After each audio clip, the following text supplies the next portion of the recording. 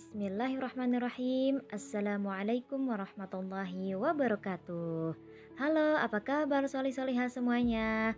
Semoga kalian dalam keadaan baik-baik saja ya. Sehat semuanya. Hari ini kita akan belajar pelajaran bahasa Indonesia. Dalam pembelajaran bahasa Indonesia hari ini, kita akan belajar tentang puisi. Kita akan belajar tentang puisi.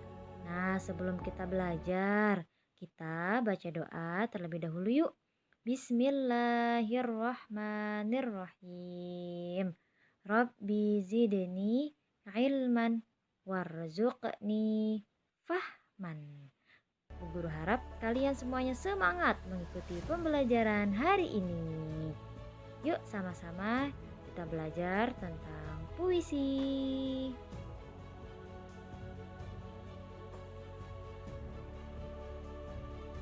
Nah, tujuan pembelajarannya dengan mendengarkan puisi, siswa mampu membedakan bentuk puisi dan yang bukan puisi.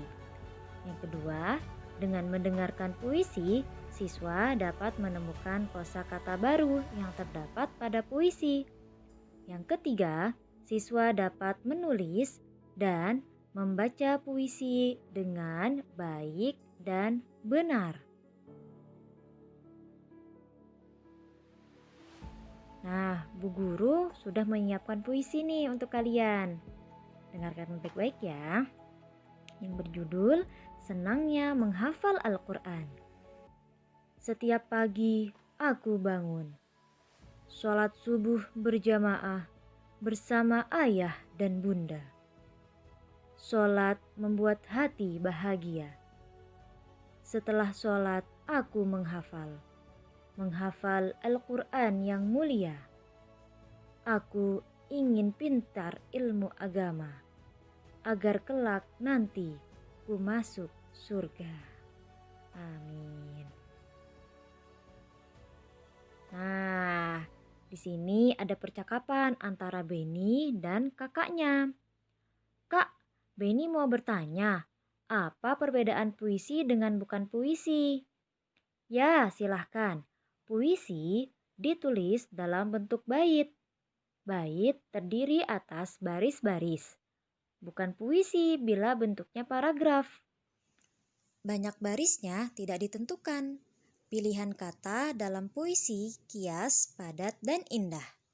Nah, setelah ini Bu Guru akan menjelaskan kepada kalian tentang apa yang dimaksud dengan puisi dan bagaimana cara menulis dan cara membacanya.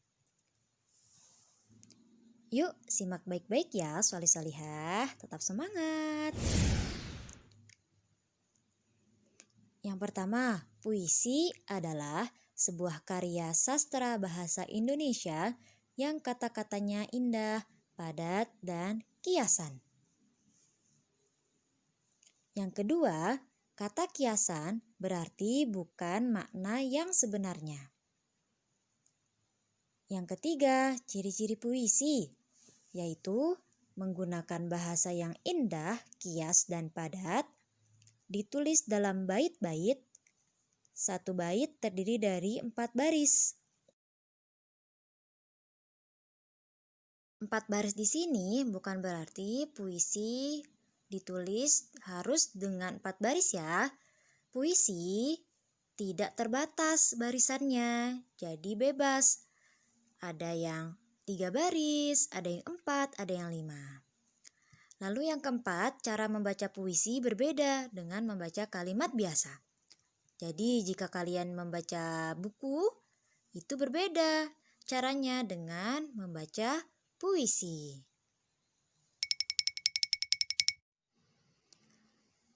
Ada 3 hal yang perlu diperhatikan ketika membaca puisi, yaitu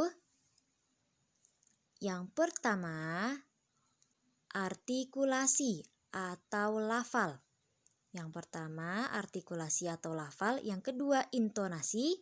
Yang ketiga, ekspresi. Nah, apa sih yang dimaksud ketiga hal ini? Nah, setelah ini Bu Guru jelaskan ya. Amazing! Artikulasi atau lafal yaitu saat membaca puisi, setiap kata yang diucapkan harus jelas dan tidak terburu-buru atau pengucapan kata jelas. Jadi, antara ucapan dan juga katanya jelas. Ketika kita membacanya juga jangan terburu-buru. Ini artikulasi atau lafal ya, soleh-solihah. Kemudian intonasi. Suara jelas tidak terlalu keras, tapi juga tidak terlalu pelan atau tinggi rendahnya nada saat membaca. Diperlukan ketepatan nada. Jadi ketika kalian membaca, suara kalian tidak terlalu pelan dan juga tidak terlalu tinggi. Jadi yang sedang-sedang saja ya. Lalu yang ketiga, ekspresi. Nah, ekspresi adalah raut wajah sesuai dengan tema puisi yang sedang dibaca. Misal, ketika puisi itu tentang kesedihan, berarti raut wajah kita sedih. Lalu, jika puisinya tentang kebahagiaan, berarti raut wajah kita bahagia. Seperti itu ya soleh-solihah cara membaca puisi. Nah, kita kembali lagi ke puisi yang tadi sudah Bu Guru bacakan. Kalian pasti bertanya-tanya kan, mana sih yang dimaksud dengan baris dan mana yang dimaksud dengan bait? Nah, sekarang Bu Guru jelaskan ya, mana yang baris dan mana bait. Kalimat setiap pagi aku bangun. Kalimat yang pertama ini adalah baris. Nah, ini baris yang pertama. Lalu ada sholat subuh berjamaah.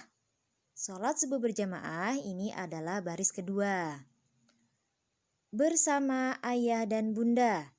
Ini adalah baris ketiga.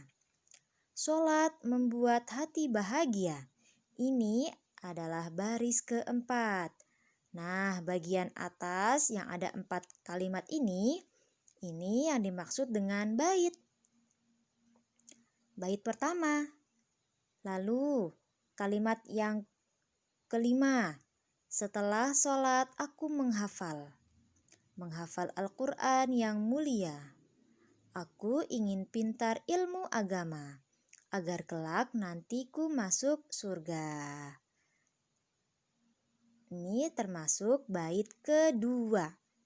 Jadi tadi bait pertama memiliki 4 baris, lalu bait kedua juga memiliki 4 baris.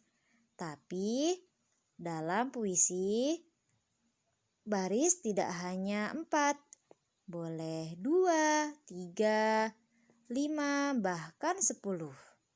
Itu jika kalian mampu menulis puisi sebanyak itu ya. Nah, Bu Guru punya puisi lagi yang berjudul Kupu-Kupu. Nah, siapa sih yang suka dengan kupu-kupu? Pasti semuanya suka ya dengan kupu-kupu karena kupu-kupu itu indah, cantik. Nah, sekarang Bu Guru bacakan dulu ya puisi tentang kupu-kupu. Kupu-kupu yang lucu, kemana engkau terbang? Hilir mudik mencari bunga-bunga yang kembang, berayun-ayun pada tangkai yang lemah. Tidakkah sayapmu merasa lelah?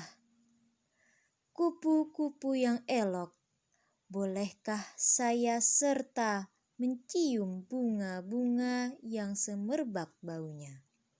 Sambil bersenda-senda, semua ku hampiri, bolehkah ku turut?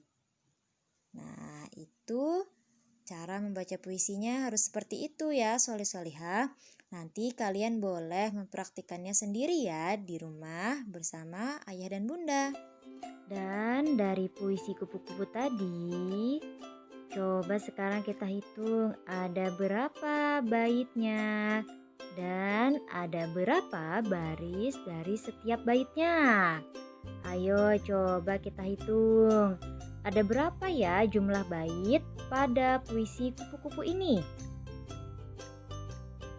Ada berapa? Ada 2 bait ya. Ada 2 bait. Bisa dilihat itu garis pemisahnya antara bait pertama dan bait kedua. Dan bait pertama ada 8 baris. Bait pertama ada 8 baris. Coba sekarang kita hitung. 1, 2, 3, 4, 5, 6, 7, 8. Ya, satu bait ada 8 baris, yaitu di bait pertama. Lalu di bait kedua ada 7 baris. Coba kita hitung. 1, 2, 3, 4, 5, 6, 7. Ada 7 baris di bait kedua. Jadi baris itu bebas ya anak soleh solihah. Terserah kalian. Dan dari puisi kupu-kupu tadi kita menemukan kosakata baru. Yang pertama yaitu elok. Elok artinya bagus atau indah. Yang kedua hilir mudik, yang artinya kesana kemari. Yang ketiga semerbak, yaitu artinya wangi atau harum. Yang keempat bersenda-senda, yang artinya adalah bercanda. Jadi setiap puisi itu memiliki kata-kata yang bagus, kata-kata yang indah, dan pastinya ada kata baru juga.